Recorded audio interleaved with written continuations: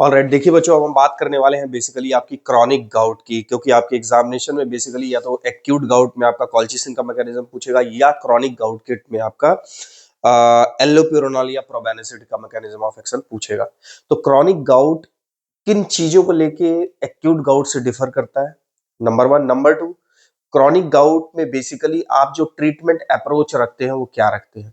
जिस तरीके से हम एक्यूट गाउट में ट्रीटमेंट अप्रोच था हमारा कि बेसिकली जो सिम्टम है लाइक इन्फ्लामेशन है, पेन है, रेडनेस है, उसको रिड्यूस करने की हम बात करते थे। लेकिन क्रॉनिक गाउट में हम बेसिकली बात करेंगे क्या, यहाँ पे जो हमारा गोल होगा, चूंकि गाउट जो है वो करेक्टराइज्ड होता है increase in the uric acid, purine metabolism ज्यादा होने की वजह से यूरिक एसिड का इंक्रीज होता है। तो बेसिकली जो हमारा गोल ऑफ ट्रीटमेंट है वो सिंथेसिस को रिड्यूस करना, यूरिक एसिड के टर्म में बोल रहा है, और एक्सक्रीशन को प्रमोट करना। मींस अगर आप बॉडी से यूरिक एसिड के एक्सक्रीशन को प्रमोट करने की बात करेंगे, प्लस इसके सिंथेसिस को आप बेसिकली रिड्यूस करने की बात करेंगे।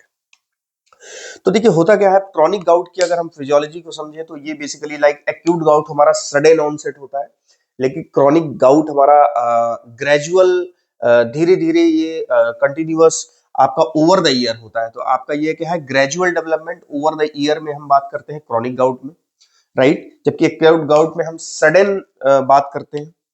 ये persistence and less intense pen होता है। मींस एक्यूट गाउट में अगर हम बेसिकली बात करें तो वहां पे जो पेन होता है वो सडन होता है और काफी इंटेंस होता है।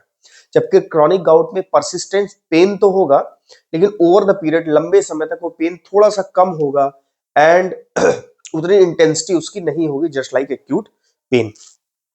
तो लेस इंटेंस पेन होगा लेकिन परसिस्टेंस होगा, कंटिन्यूअस होगा।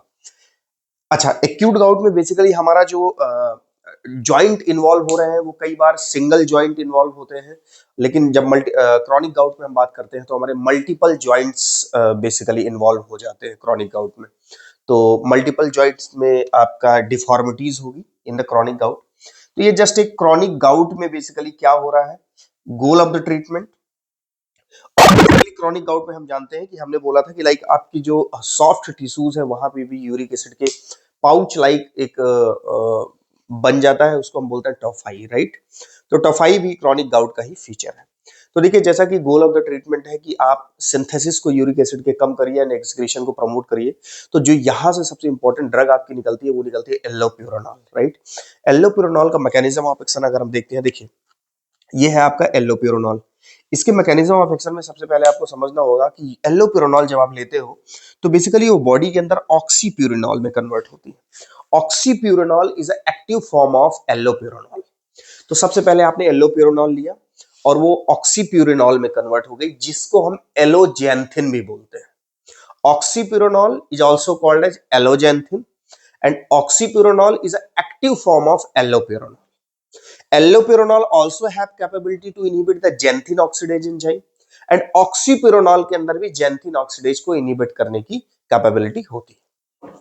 तो देखिए बेसिकली हम यहाँ क्या देखते हैं कि आप प्यूरिन जो आपकी बॉडी में आ रहा है बेसिकली कई बार डाइट से आ रहा है और न्यूक्लिक एसिड से बेसिकली ब्रेकडाउन से आपके वो बन रहा है।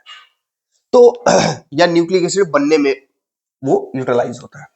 तो प्यूरिन का बेसिकली जब आप मेटाबॉलिज्म होता है तो सबसे पहले कन्वर्ट होगा किसमें, हाइपोजेंथिन में। And hypoxanthine will convert into the xanthine with the help of enzyme xanthine oxidase. Means hypoxanthine converted into xanthine with the help of xanthine oxidase. And again the when the xanthine converted into uric acid, again the enzyme same xanthine oxidase will be involve. And uric acid जब ये ज्यादा process होगी, uric purine का metabolism ज्यादा होगा, then more and more uric acid will be deposited and uric acid less water solubility की वजह से आपके उसका यूरेट क्रिस्टल जो है डिपॉजिट होगा, जिसको हम बोलते हैं बेसिकली गाउट का। तो ये एक नॉर्मल प्रोसेस है जिससे आपका यूरिक एसिड बनता है। तो एल्लोप्यूरिनॉल बेसिकली जो उसका एक्टिव मेटाबोलाइट है ऑक्सीप्यूरिनॉल या एलोजेंथिन, ये इस एंजाइम को क्या कर रहा है, इनहिबिट कर रहा है, राइट। तो अब हुआ क्या, हाइपोजेंथिन से जेंथिन में कन्वर्जन नहीं हुआ एंड जेंथिन का किसमें, यूरिक एसिड में कन्वर्जन नहीं हुआ। तो जब जेंथिन ऑक्सीडेज बेसिकली आप इनहिबिटर ले लेते हैं, जेंथिन ऑक्सीडेज को आप इनहिबिट कर देते हैं, तो आपका यूरिक एसिड का फॉर्मेशन क्या हो जाता है, स्लो डाउन हो जाता है। तो इस तरीके से बेसिकली आप यूरिक एसिड के लेवल को, सिंथेसिस को आप कंट्रोल करते हो, जो कि आपका क्या था, गोल था, by reducing the synthesis of uric acid. तो अच्छा, यहां से दो चीजें निकल गए। एक तो डायरेक्ट आपने ये एंजाइम इनहिबिट किया जिसकी वजह से आपका यूरिक एसिड नहीं बना। अच्छा, जब ये एंजाइम इनहिबिट होगा तो ब्लड में पार्सली किसका लेवल बढ़ेगा, जैंथिन एंड हाइपोजैंथिन का। तो जैंथिन एंड हाइपोजैंथिन के लिए फैक्ट ये है कि जैंथिन एंड हाइपोजैंथिन जो होते हैं basically they are more water soluble in comparison to uric acid. तो जब ज्यादा वाटर सॉल्युबिलिटी होती है, वाटर सॉल्युबिलिटी किसकी ज्यादा है, बेसिकली हाइपोजैंथिन एंड जैंथिन की, क्योंकि आपने यूरिक एसिड तो बनने नहीं दिया, इस एंजाइम को स्टॉप कर दिया, तो ये चीजें ज्यादा होंगी, इनका कन्वर्जन नहीं होगा। तो बेसिकली यहाँ पे हम क्या देख रहे हैं, यूरिक एसिड का लेवल, मतलब वाटर सॉल्युबिलिटी हाइपोजैंथिन एंड जैंथिन की किससे ज्यादा होती है, यूरिक एसिड से। तो ये आसानी से एक्सक्रीट आउट हो जाएंगे थ्रू द किडनी।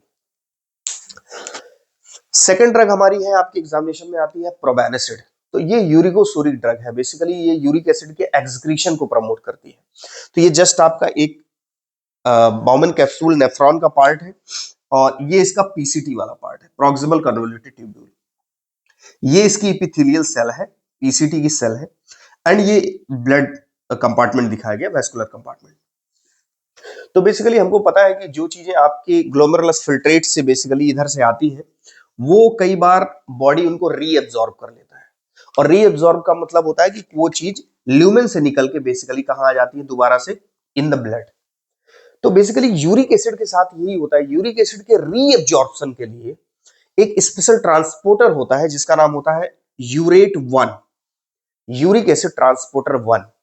तो ये यूरिक एसिड ट्रांसपोर्टर 1 ये बेसिकली है कहां, प्रॉक्सिमल कन्वोल्यूटेड ट्यूब्यूल में, और किसमें हेल्प कर रहा है, टू यूरिक एसिड को किधर शिफ्ट करने में, रीएब्जॉर्प्शन में, अगेन ब्लड में सेंड करने में ये हेल्प कर रहा है। तो जो प्रोबेनिसिड ड्रग है ये बेसिकली यूरेट को क्या करती है, इनहिबिट। अब जब ये इनहिबिट हो जाएगा तो ये यूरिक एसिड दोबारा से reabsorb in the vascular compartment नहीं होगी, और जब नहीं होगी इट मींस ये फर्दर कहां जाएगी, लूप ऑफ हेनले, और ओवरऑल इसका क्या हो जाएगा, एक्सक्रीशन। तो यूरिक एसिड के एक्सक्रीशन को प्रोबेनिसिड ने बेसिकली प्रमोट किया।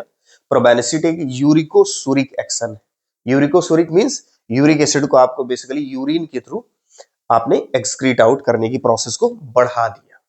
तो ये दो आपके ड्रग्स बेसिकली आपके एग्जामिनेशन में आएंगी मोस्ट प्रोबेबली। कॉल्चिसिन से भी ज्यादा इंपॉर्टेंट है आपका ये बेसिकली एल्लोप्यूरोनॉल।